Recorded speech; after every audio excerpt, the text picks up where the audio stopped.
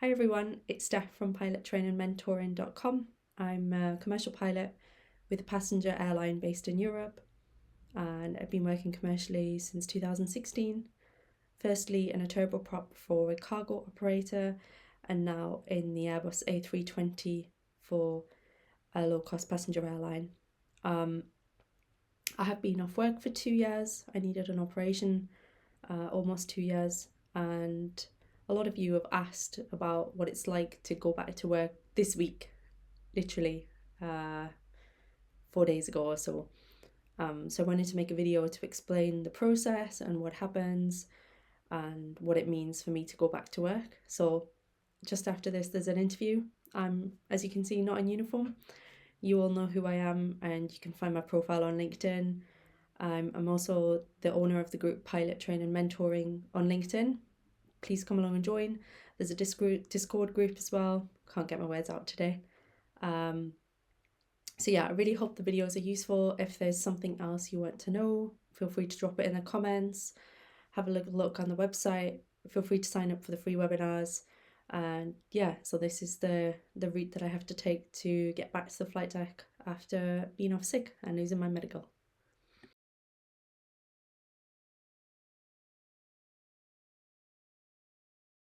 So I had loads of the guys on the Discord group asking if I'm back to work yet, and I think they just think that I literally go back to flying straight away. So and they asked if I could produce a video to explain what it means. So I thought I'd do that. Yes, I'm like back to work, but there's quite a big course involved. So yeah, I thought maybe you can ask, since you don't know about flying, then you can ask in a way that maybe they would ask me as well. Yeah, so what is it like to go back to work after almost 2 years of not being flying? Yeah, so it's quite a long time. I mean, a lot of people know that I've been off for an operation for 2 years, almost 2 years. So basically it depends on how long you've been off. So if it's 0 to 45 days, 45 days to 90 days, 90 days to 180 days, 180 to 1 year, or between 1 and 3 years. So it depends how long it's been since you flew an aircraft and how long it's been that your license is expired. And there's a funny formula that the airline uses to calculate exactly what kind of training you need based on how long you've been off. So my license has expired for my license has expired, but I haven't touched an aircraft for between 1 and 3 years. So I have this like bespoke package that they've made, and it's called the return to work course that I have to do. So it's not like you just go back to work and fly the plane. So yeah. And what does that training look like, that get back to work training? Yeah, so the return to work course for me is it's I basically have to wait until there's a trainer, and when they allocate trainer, and then I go. So a lot of days will be what's called the contactable, and I just have to wait for a phone call. So they can sometimes say really short notice, okay, we've got a course tomorrow, and I have to take that call in the 1 hour period, and then I have to attend the course the next day. But fortunately, they put a lot of things in advance. So for me, it starts with a 1 day ground school. I did that in my base, and then I did. Then tomorrow I'm going to a different base to do another day of ground school, which is more in depth. Then when I come back, I'm doing 3 sims. So the sims are 4 hours each, and there's a 90-minute briefing beforehand, a 30-minute briefing afterwards. So that's like 3 6-hour days. So it starts pretty easy. It's a lot of procedures and just normal day-to-day flying things that I forgot, check you do things in the right order, and then it gets more complicated with maybe some failures, some emergencies, looking at different competencies, and by the 3rd day you should be feeling like pretty much like you can return to the aircraft.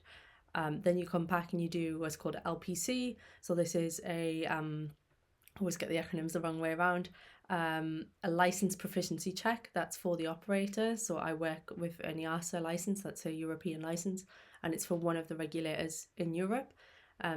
That's like, like a driving license. So they issue it like a pilot license. And then I have to come back and do more training for the airline themselves, and they have a special training package which is also passing their license requirements, and that's again another 3 sims, 4 hours each, 6-hour days back to back, and then possibly another one with low visibility operations.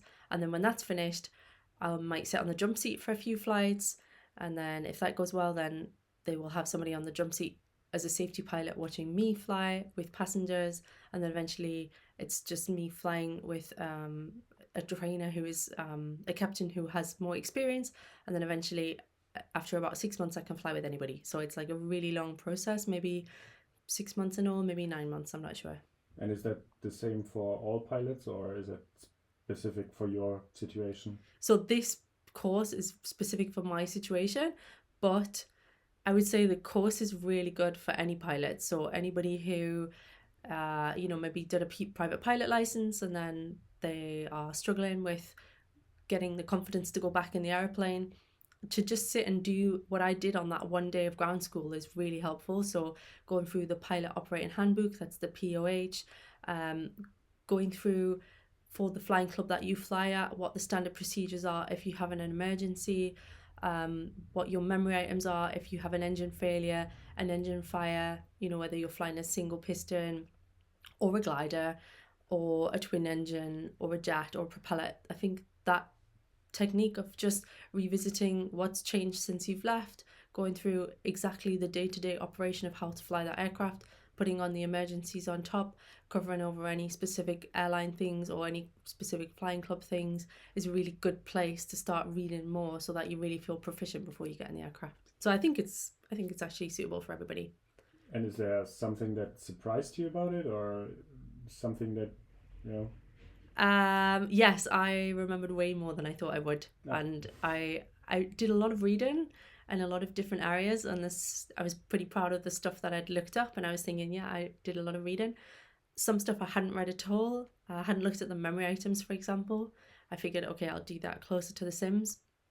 And when he asked me about them with just 1 or 2 prompts, I could actually remember, I think, everything exactly as it was before, and almost nothing's changed. And there's, I don't know, 7 or 8 different scenarios where you need to know the memory items off by heart. And I felt like, wow, I really didn't forget that much. So that surprised me. And how quickly the courses come around has surprised me. And that I need to fit into my uniform and download all the updates and read everything.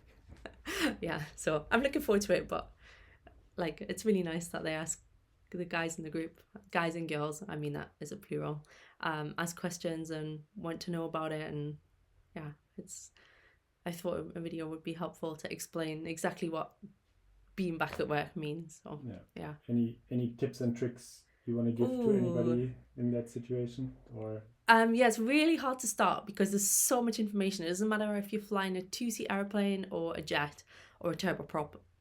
There is always so much information. I would say start with just start of a flight, starting in that aircraft cold and dark, starting it up, sitting in an armchair, like not in a flight sim on the computer, because otherwise the buttons are on this tiny screen in front of you, but in actually doing what you do in the aircraft, so your hand goes the right place, doing a flight from start to finish in an armchair or in the bath, or I always get a bathtub in a hotel and sit there for 2 hours and do like an entire flight. And then afterwards, then I'll go on the manual and be like, oh, I forgot that. Okay, check that. That was wrong. And then also you can be like, okay, if I have this emergency, what am I going to do? If I have this emergency, what should I do? And then it makes it easier to find things to read rather than just thinking, oh my God, this is 4,500 page document. How am I even going to start it? So I think if you have just start with a normal flight and then go from there, and then read all your regulatory notices and updates and little techniques, and then go into really specific things. So thanks. You're welcome. Cool. Hope it's useful for everyone.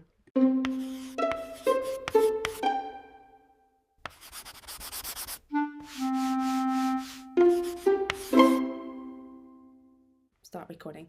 Okay, so basically I had a lot of the guys test.